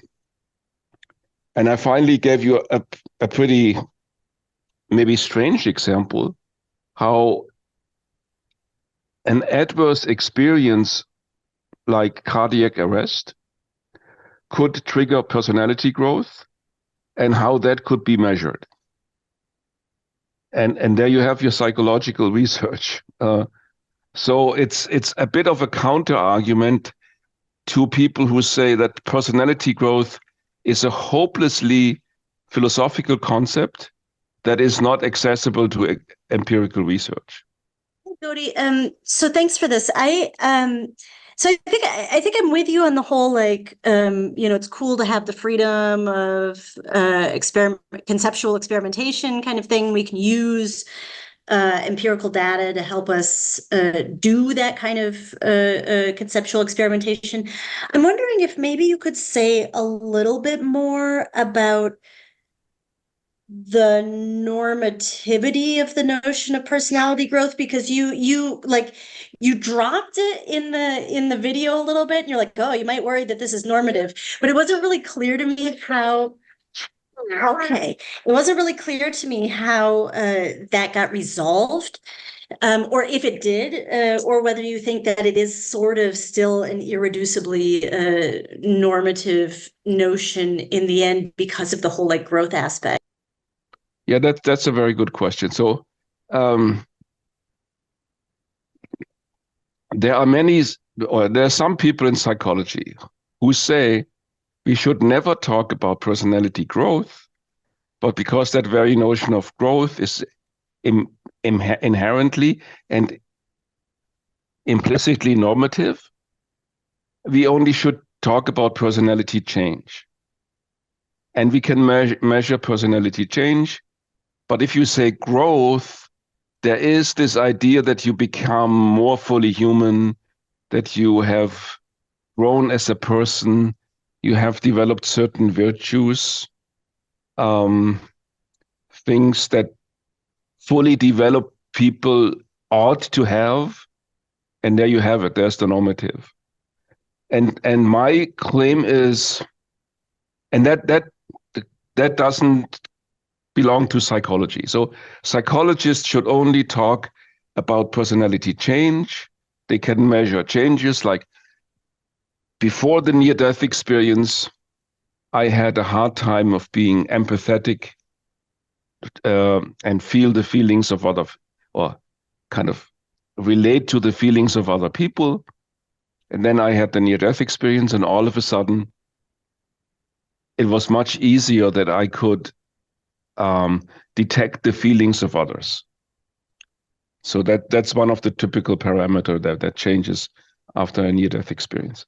So is that just a change, or is it good that you now can more easily discover the feelings of others?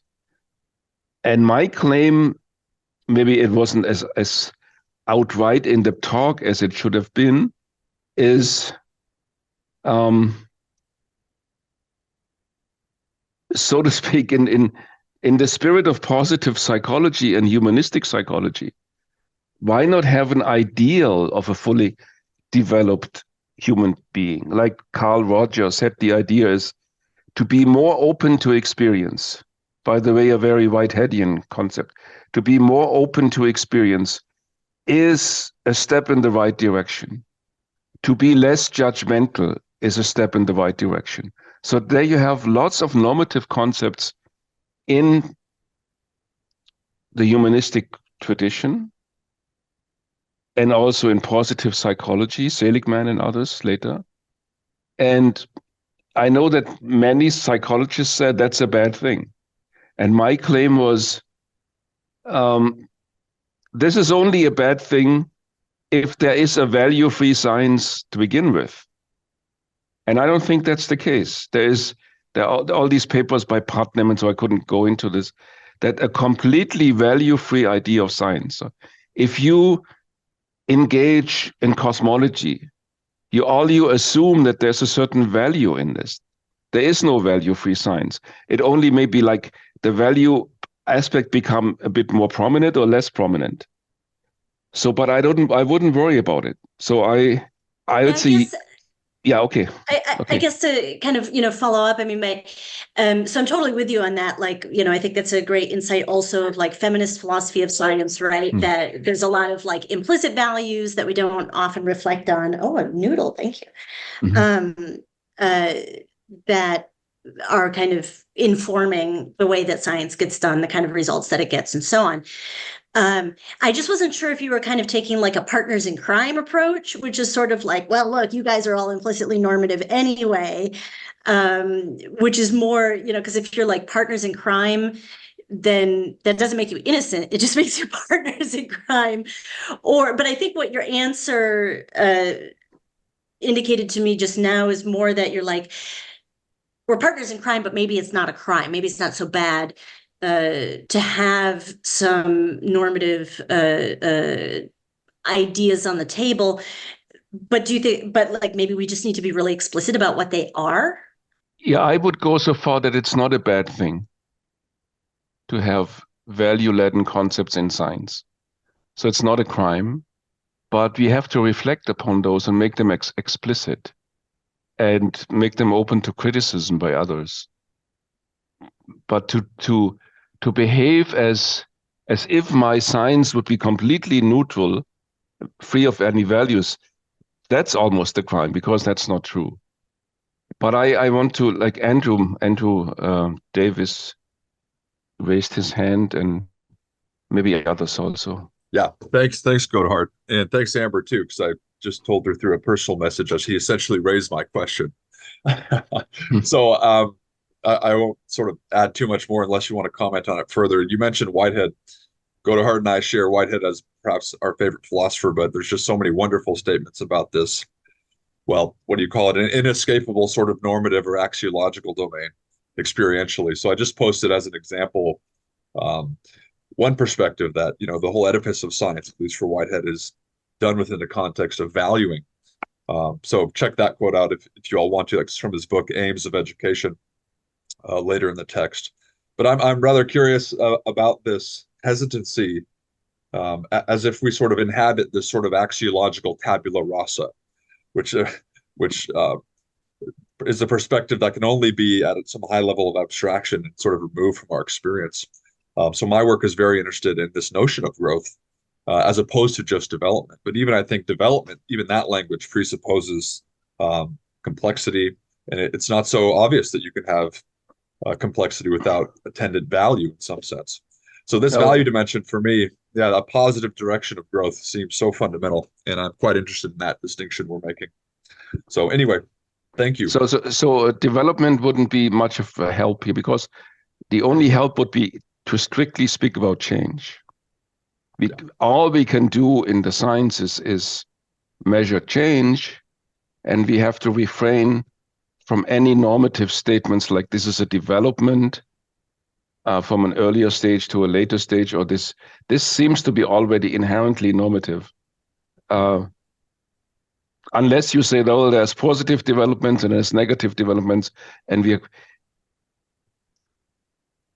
so my argument is psychology is more interesting if it develops notions not only of change, but change for the better. So as in positive psychology, how should a psychologically healthy human being live? And what should we do to help people to become psychologically more healthy? And that you cannot develop a notion of psychological health without having some anthropological idea of what it means to live a good human life. And there you have it. Sasha. Yes, thank you. Well, I'm also struggling with normativity here with the concept of growth, mainly because in the aspect of temporality of growth. So in my folk view, let's call it like that, I always thought that growth needs some kind of time for something to grow. And in the example that you provided in the videos, near-death experience, that's like one momentum lasting maybe a couple of minutes, half an hour, that could be said that is warp growth. I mean, instant growth, because people are experiencing these changes right after this event. So is it a growth or is it something else? That's why I'm struggling a little bit with these concepts. Okay, that now might relate to my example. Maybe it wasn't a good example. The change is pretty abrupt. You have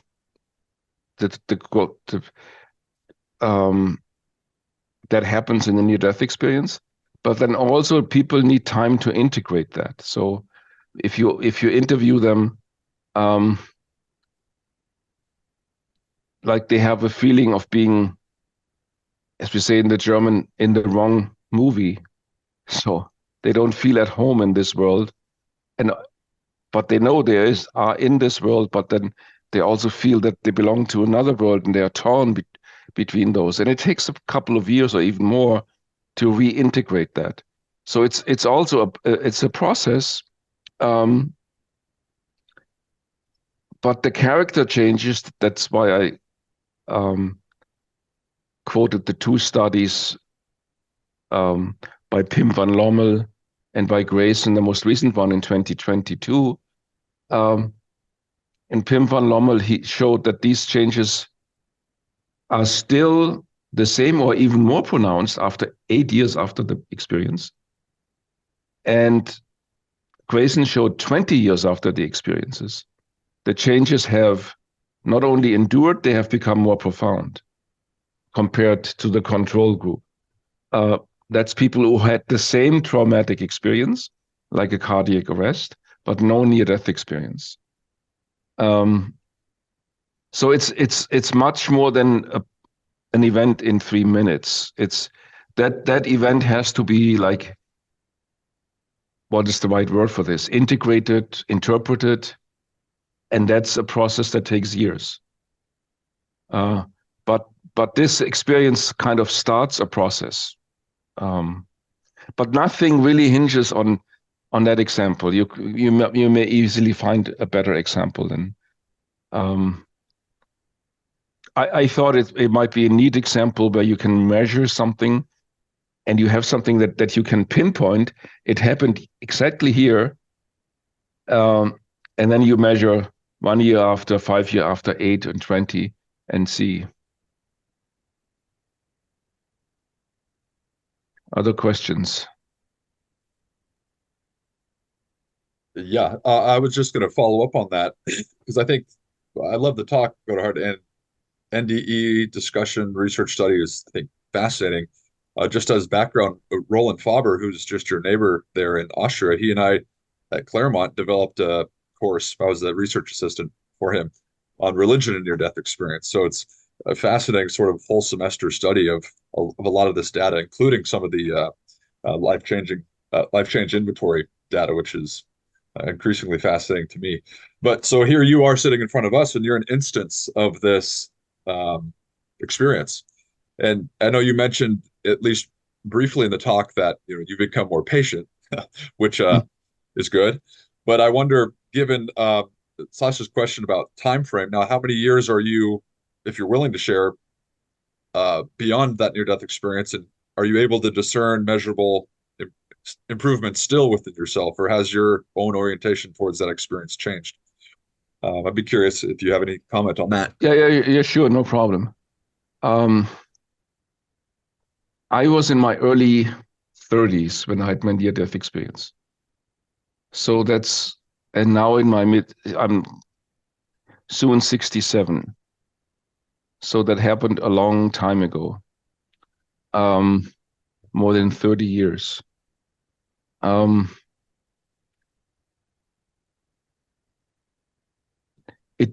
It still has, in many respects, a noticeable effect on me. For example, that I have completely lost fear of death. And that's still a reality. So sometimes when I fall asleep, and philosophers say that sleep is the little brother of death, because you have to let go consciousness, and you leave the world, go into some kind of nothingness there. And it reminds me that one day I will die, and that immediately puts a smile on my face. Because that's a very, very nice thought, that I'm looking forward to this. And so that's just a tiny little thing. I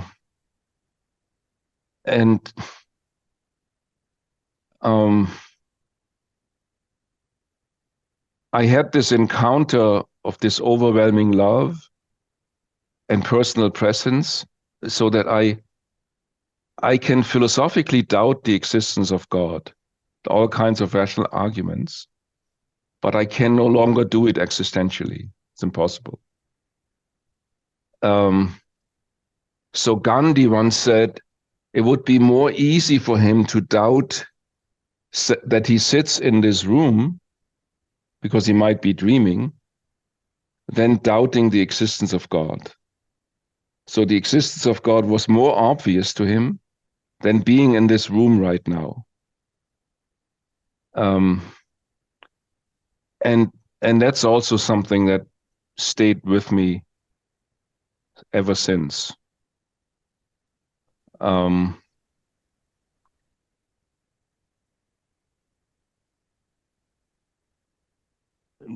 mentioned others. I had a typical male brain, which I might still have in many respects, but in that it was hard for me to read the emotions of others quickly. I wouldn't say like on the spectrum, but I could see that other people can do this much more easily, and that also has vanished. I might still not yet be the best, but I know from my own experience there's a noticeable difference. And then another phenomenon, I used to have depression, episodes of depression, since puberty. Not often, but once they hit me pretty hard. Not to the extent that I had to be hospitalized or anything, but I was really suffering. And that happened like every 3 years or so, or 4, until the near-death experience. And then I have never had it again. Even it was completely blown away. And I would have said that's part of my personality. I'm a person. I would have even defined me that a certain depressive trait is what makes Godehard Godehard, what makes my personality. But that trait was like it melted away in the near-death experience, never to return. So that I sometimes thought that there is a life of Godehard before that experience, and there's a second life, and I have a hard time. That was part of the process, connecting the two Godehards, so to speak. Maybe that helps. Yeah, excellent. Thank you. I hope you don't mind sharing that, just because we're all persons. We have personalities, and it's just it's unique to hear that experience. It sounds like you're also talking about, or the relationship between sort of IQ and EQ with respect to near-death experience is quite interesting, it would seem, because it sounds like in your own experience, you talked about your own emotional intelligence elevating or developing further in the sense of now being able to sort of read better the emotions of others. Anyway, thank you. Any other near-death experiencers? So, Gina, did they hear the talk? I forget his name. Who had this? We had early on with the last group, who had this very critical assessment of the possibility of. No, that talk is not. No. That was Jaja Eranda, Jaja Bikrim. And they yes. had Dan McAdams. He was way more positive regarding assessing growth, and this is why they are less keen into the bias of the science. Actually, the next session that they will have with me, we will discuss these kind of things, some bias in science, specifically in psychology, and then in personality growth, and how if we have actually ways to measure it, and it will be similar to the one we had with Aranda, but actually we can also give them the link, right? To look at the talk. It's really interesting. And he was discussing a review of a lot of research regarding personality growth, and he found really interesting things, and we have this link, and we can share that with you, so you are in the same page. But one thing that I wanted to say, Godehard, after looking at your talk today, is that I like the way you were describing that we can actually have different models explaining how the mind works, right? How we process stimuli and how this lead to behavior. So you can have several ones. You can have the dual processing system, you can have PSI, you can have Erickson's, you can have many different ones. But one thing that is important that I would like to make an emphasis in this is, first of all, that it has a theory backing this kind of model. So you have a good theory leading the model, and then you have to test the model.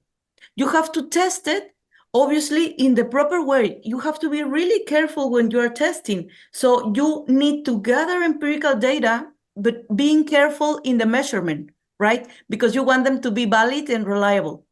So you need to have the model be well informed, and then test it carefully. And I think if you have this in a systematic way, and then you have a science of personality growth, because you are doing it systematically, you are using empirical evidence, and then you are trying to replicate with different samples.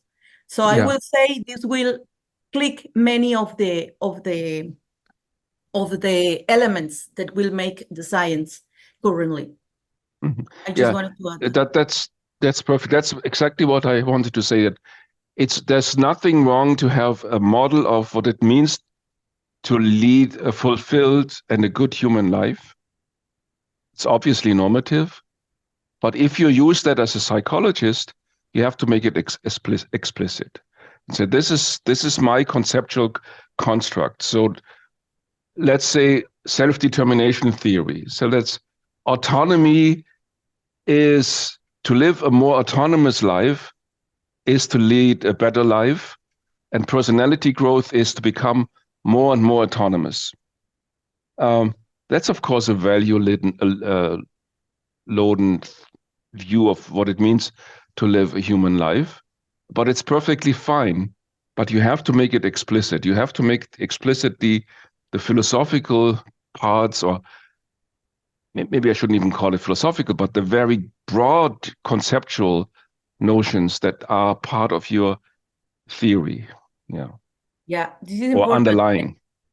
Yeah, and actually, one thing that I would like to share regarding methods and different methods that we have in psychology, and for you to be able to identify which research is actually following the proper way to do it, is that you need to have a clear hypothesis. Before sampling, you need to have a clear hypothesis. The hypothesis should be leading. Because if you are gathering evidence and you don't know, like, exactly, you didn't have a prediction, then it's not science. And you will find many of the papers that I publish, they don't have a clear hypothesis and they don't state it. So they are just at the end gathering data and then fishing on the data, finding the p-values that are significant and then reporting those. So this is one thing that you can right now see in a paper. Like, let me look at the hypotheses. Are they clear? Are they theory-based? And then seeing the next step. Exactly.